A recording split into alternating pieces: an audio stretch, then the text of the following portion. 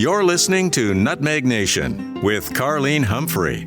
We are back and we're talking about Spicemas, one of Grenada's very popular events. It's a tourist attraction. I hope you already bought your ticket because if you haven't, it's going to be super expensive. Like we're talking like 2,000. I was looking up ticket prices, Kerron, and it's high. It's way up there. Yeah, listen, it's always expensive to travel to Grenada, but if you're doing it during something like Spicemas, then yeah, it's going to be more for sure. Yeah. So we were talking about like the history of Spicemas, but it looks like Yeah, no, I think we may have flubbed a little bit on the history. Okay. So from what I remember reading, Spicemas was first held in Grenada in 1877, almost 100 years after the first carnival event in Trinidad. So that's, I think, what we got wrong with the time frame. But 1877, that's when it was held. Okay, first. Well, there we go. We have a historical moment there. 1877. That's a long time ago, and obviously, Spicemas has changed. They've added more events, and there's one thing that we need to talk about when we talk about Spicemas and all the events leading up to the big parade is the music. Mm-hmm. It's all about the music, right? So, absolutely, yeah. For those people that don't know the difference, like calypso, soca, like a little bit about both genres of music? So calypso's more of the traditional sense. Calypso is like a little bit similar to calypso, which is from Africa. I guess we can give an example like the feeling hot, hot, hot, or like the cent, 5 cent, 10 cent dollar. That's calypso. Yeah. Where it evolves along the way. Or another example, I guess, like from Ajamo in Grenada. Ajamo on the road again. My middle name is Calypso. Like songs like that, that's calypso. Okay. Soca is the more faster pace, more upbeat tempo music. You have like more modern iterations. I guess more popular names will probably be like Machel Montano, Kess. You've got Bounty Killer, and then you've got other artists like that. Inspector in Grenada as well. People like that. That's more calypso. Sorry, soca, which is more upbeat and faster. Yeah. Whereas calypso's a little bit slower, like in terms of tempo, right? Yeah, and calypso also, like if we go back to like the whole political aspect, calypsonians, I should say, tend to put more messages in their music, more political messages and whatnot. It's always trying to teach you a lesson or something in their music. Right. Yeah. So in terms of music, I find like, every year there's like a hot song that that's leading the way to the parade. Don't you find? Like, I think like even in Trinidad, there's always the winner of like the most popular, not only the popular band, like there's always the winner with that, but also the very popular song that was played over and over again during Carnival. You know what I mean? So yeah. You know what that's called? No, why don't you tell me? No, Road March. Road March. Right. Ooh, I'm learning my lingo here. I'm brushing up, Road March songs are usually the ones that get the crowd moving the most. So that's why it's sort of it judges like as the crowd mover. That's where Road March. And what other things do you think that you should know if you're going to Carnival for the first time? Watch out for steel band orchestras. Mm-hmm. They're usually on trucks, or people have them on the side of the road at different parties. And or is this what's it called? Panorama, which is like the competition for steel band bands, I should say, steel bands. And, right. They have their competition as well, similar to like the Calypso Monarch and like the Soca Monarch stuff, right? Mm-hmm. There we go. Which is the competition for all of those different genres and stuff. What else do you have? What else do you think people should? Okay, so there's this. We were talking about the jab and how the jab is known for their historical costume design when it comes to slavery, but there's also shortney. Did I say that right? Shortney, right? Shortney, yeah. Shortney. Yes.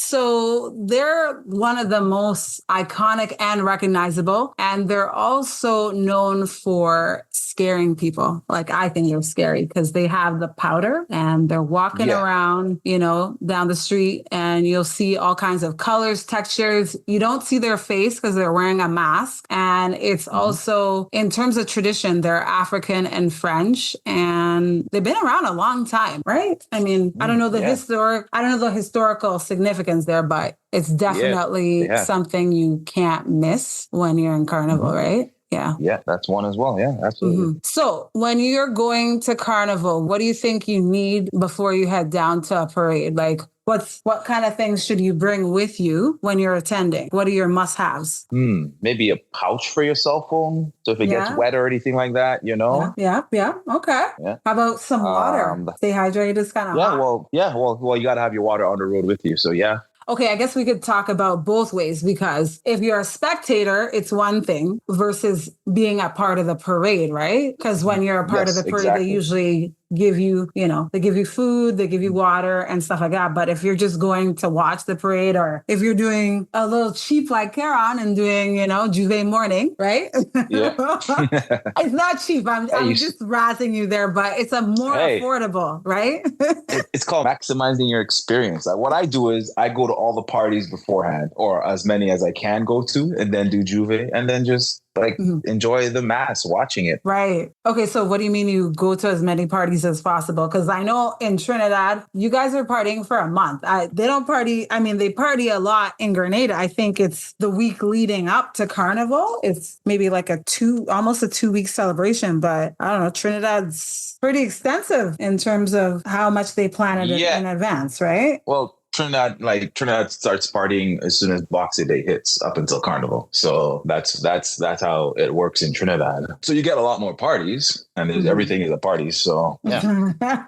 Yeah. What do you think of the costumes though? I think like some of the costumes, it really is all about the colors and the feathers and the design, but some of the costumes are a little bit revealing. You know what I mean? Like, why do you think it's so out there? Like, it's kind of like, depending on what kind of costume you get, there's some that are more... I don't know. I think you take artistic interpretation to a level, and then, you say, this is how I want to be. This is how I want to be free. Some people like the more revealing ones and others don't, because there are variations of them, right? You can get different levels of them. You can get like a full bathing suit. You can get a bikini top. You can get like a wire bra or something like that, So there are variations of the costume. So it's whatever people want to buy. They have the choice. Yeah. You know what? There's one more thing that I think we have to talk about when we talk about Carnival, and that is the food, right? And I think it's exciting. You know what I mean? Like, I enjoy having a nice, what do you call it? Snow cone. It's really nice to have. Especially during Carnival time, you're hot, and then you get a nice little snow cone, while you're attending the event. And I don't know, what do you like to eat during Carnival? Not anything in particular. It depends on, I guess, which country. Both Grenada and Trinidad, snow cones a must. Yeah. When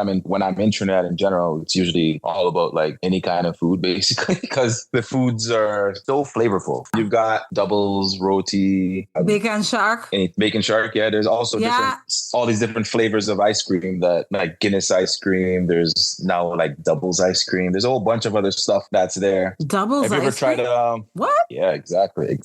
Have you ever tried Jack Daniel's snow cone? No, I haven't. See, there you go. Oh, there you go. They got all kinds of stuff down there.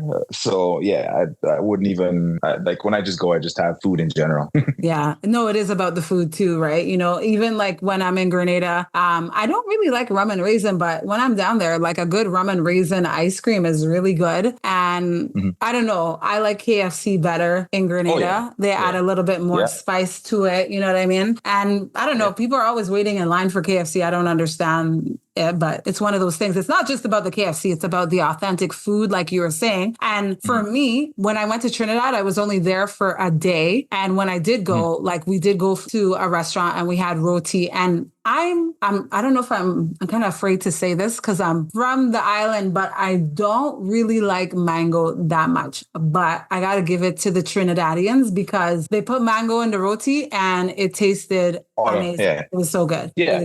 You should try it with pumpkin too. Yeah. Oh, okay. Yeah, for sure. Next time. Yeah. And you know how you're saying you don't notice much of a difference. So I stayed longer in Tobago. And I find that Tobago reminds me of Grenada because of the one beach that I went to. Yeah. Yeah. A lot of nicer beaches I find in Tobago than Trinidad, but to each his own, everybody has a difference of opinion, right? No, for sure. Tobago has way nicer beaches than Trinidad, especially you get that white sandy sort of beach style in Tobago. You don't get that in Trinidad real because it depends on which beach you go to, but you probably get that more Las Cuevas or something like that in Trinidad. But like Tobago is known to be like the touristy side, and Trinidad is more the industrial sort of side too. Yeah. Whereas Grenada, you get nice beaches basically on any one of them, right? Any part of the island, I should say, right? So, yeah. Well, since we're adding one more thing to this, Grenada is a 3-island state. So it's Grenada, Carriacou, and Petite Martinique for those of you that don't know. And all the islands are beautiful from what I've heard. Mm-hmm. Mind you, I haven't been to Carriacou. Have you? Nope, I have not. Okay. So that's on your list of places to check out. So tell me, out of all the things to do in Grenada, what is one of the things that you must do when you're visiting? Say you were going this year for Carnival, where would you head to first? Like you're getting off the plane, you land at the airport. Where are you going to first? I just go visit family. Oh, okay. All right. Family's my main attraction in Grenada. Family. Oh, That's okay. But if I were to visit a particular, I guess, place, I would say that's a good question, actually. I don't really have a specific place. I'll say that. Because, okay. Yeah. Because I don't have like a go-to spot. Maybe just any beach, because I just love going to the beaches. So just any beach. Yeah. Just say any beach. But you don't have a particular beach that you like?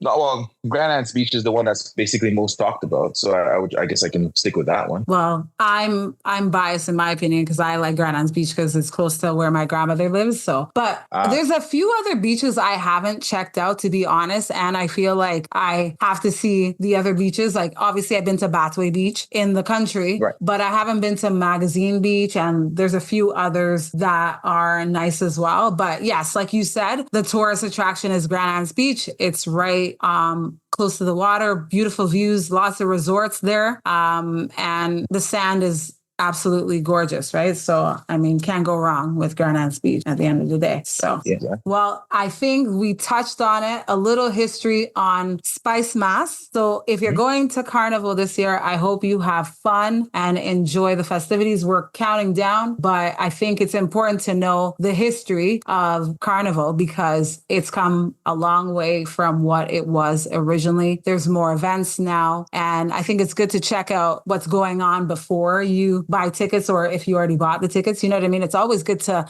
know in advance before you head out for the festivities, right? And like you said, I agree. And you also mentioned carrying a pouch for your cell phone. It's handy, right? Yeah, so that way it doesn't get wet. Yeah, absolutely. All right. Sounds good. I'm Carlene, and this is Nutmeg Nation. I'm with my co-host tonight, Kerron, and I hope 2024 is a great year for you, and take care. Thank you for listening to Nutmeg Nation with Carlene Humphrey.